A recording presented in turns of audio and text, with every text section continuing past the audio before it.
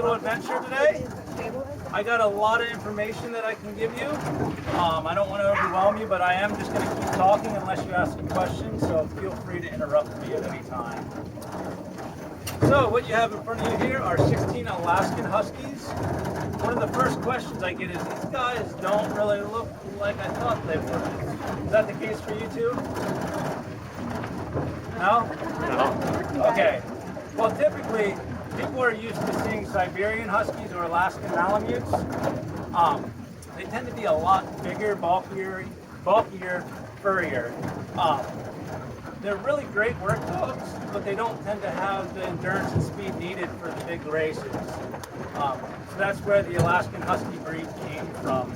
They actually started from a lot of those northern breed dogs, the Siberians and the Malamutes, and people started breeding other dogs in with them to get whatever quality it is they thought was desirable. So over the years, just about everything has been bred into the Alaskan Husky line.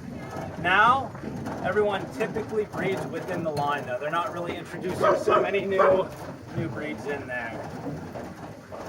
So up in front there we have Foxtrot and Georgia. Those are the leaders. They have a very important job. Not only do they direct where the whole team is going, but they also have to take and listen to my commands. I can control the back of this sled and get that to go where I want, but the front of the sled I cannot, or the front of the team. One by. Good boys. So it's really important that they listen to my commands because I can't make them turn if they don't want to, and then we're going where they want, not where we want. So behind them, that position there is called swing or point. It depends on who you talk to, but either way, swing or point. And that's where you'll put kind of potential leaders, dogs that you see something in that you want to train. There's any mix of dogs you can put in. You can put one dog that's training with another experienced leader. Sometimes you can put two very experienced leaders in lead and have the two lesser experienced dogs in swing. It's just kind of balancing the inexperienced dogs with the experienced ones enough that you can get the team to do the right thing, and that the puppies or the younger dogs that are learning don't take control of the team. But it's kind of up to you and the dogs how you balance that. And the rest of the dogs in the team are called the team dogs. It's not that they're less important, but pretty much that's where you'll find dogs of varying degrees of experience and training. You can pretty much, the team position is a position where you will put young dogs that are just learning. Experience doesn't really matter. Back here in the very last position, that position is called wheel. For what we're doing here today, it doesn't really matter so much who's back there. And you can see they do poop while they run. And they learn to do that just because if you have 16 dogs, you can't have them stopping. You can't stop for every dog to go to the bathroom. So they learn, come on guys, keep going a little bit further. I'm gonna go a little bit further and stop these guys up here where there's a little bit of shade. Boys. But so in the winter, this wheel position, it's good to have experienced dogs there. Whoa, guys. Because in that position, what's really important is that they're able to swing your sled around obstacles. This team is really, really strong. And when you're on a 200-pound dog sled, that's not so much weight. And what they will do is they'll actually pull the sled wide around obstacles. So if there's a tree here, if you have good wheel dogs, they'll take it really wide and they literally drag your sled away from the tree so you don't get bumped into that. So an experienced wheel dog is something really, really good to have. So it's not a lesser position for sure. But fortunately today we have a big park and I can kind of steer it where I need it to go, so it's not a big deal. I'd love to, if you want, you guys have to stay seated, but I can get some pictures if you like. Good, thank you. Good? No, I'm okay, thanks. Okay, good. I was a little intimidated by the cameras. You probably don't want my dirty dog musher hands touching them. Did you want me to get pictures with that one? Are you? He's recording.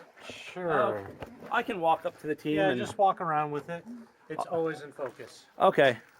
I'll try to just introduce everybody and we'll go up to the front of the team. Nice shade here. Good job, guys. Good job. So this is Georgia in Foxtrot. This is Georgia here. That's her first day in lead. She's been doing really, really well. This is Wild and Norvik. They're actually both really good leaders. This is Battleship and Carolina. I'm not going to tell you all their positions. This is Gur and Scrabble, just like the board game. I always want to call her Scramble. This is Scully and Lander. Lander ran Iditarod this year. This is Thunder and Festus. Festus is a puppy in training. This is about his 5th run. This is RJ and Sirius.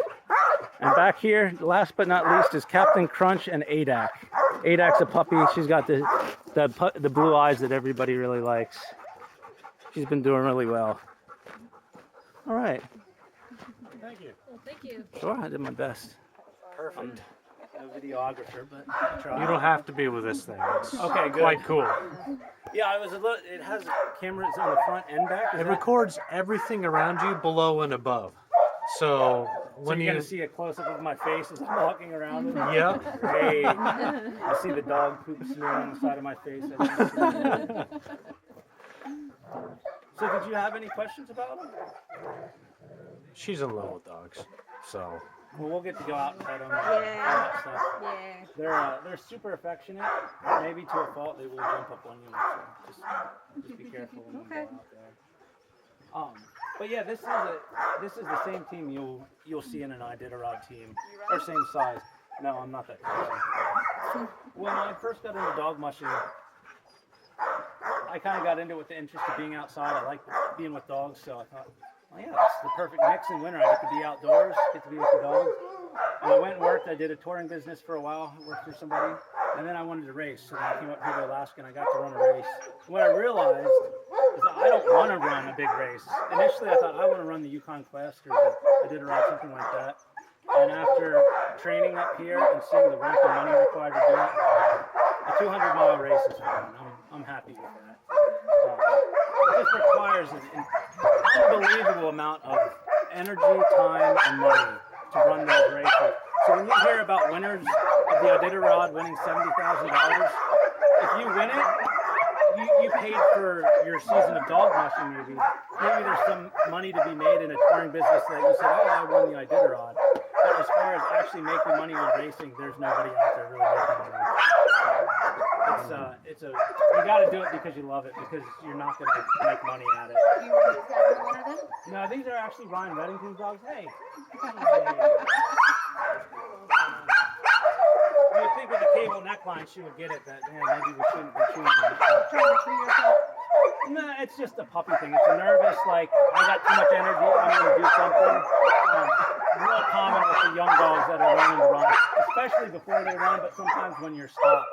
But in the winter, very often too, you'll be using rope necklines. So it's real important they don't do that, because if you have a chewer, they chew their neckline, turn around, chew their tug line, and in 5 minutes they'll go around and chew a bunch of other stuff. Next thing you got 3 loose dogs, and you're like, oh my goodness. So you got to be good with rope and knots and figure out how to fix things. Let me give these guys one other minute here. You can see they're very mouthy. They don't really learn when to relax it, like so much on the trail. When you're training them for a race or whatever, they will notice once they see straw going down, then they learn to relax pretty quick. But very often, if you just stop, they'll be like this for a while before they get, okay, we're not moving.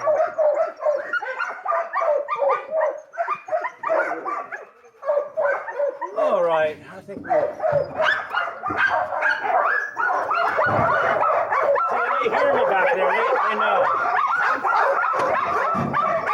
So can anyone hear whistle real loud? The guy who owns these dogs, Ryan, he whistles to get them going, and I can't whistle. So I'm just saying, hike it or let's go, and they kind of look at me. They're starting to learn it now. All right, let's go. That was better.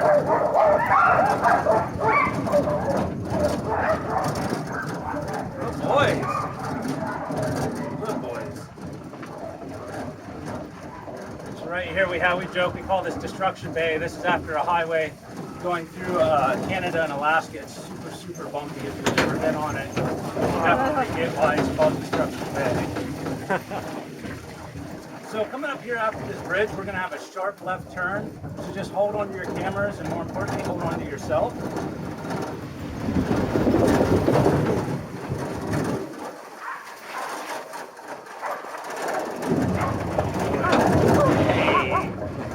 Captain Crunch. Captain Crunch does not like anybody on his side of the line.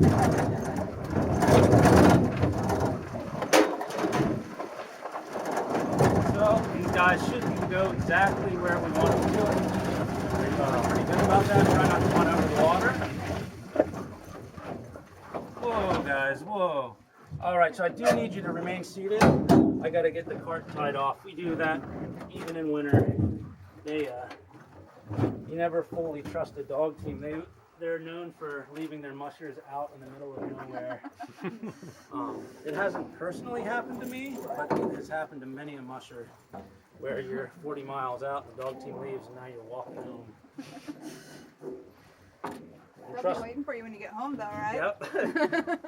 To a very unhappy musher after a very, very long walk. So you guys can step off this side of the cart. I think they had trouble getting up the hill back there. They have smaller teams. We have a very large, strong team, so it works out really well for me. But with the smaller dogs, it doesn't always work out so well. So, but yeah, come on up here. These guys are all friendly. There is one dog that's kind of shy with people. I don't think she would do anything, but we'll leave her alone. And in general, if you see a dog that looks like it wants to be left alone, just leave them alone because there's plenty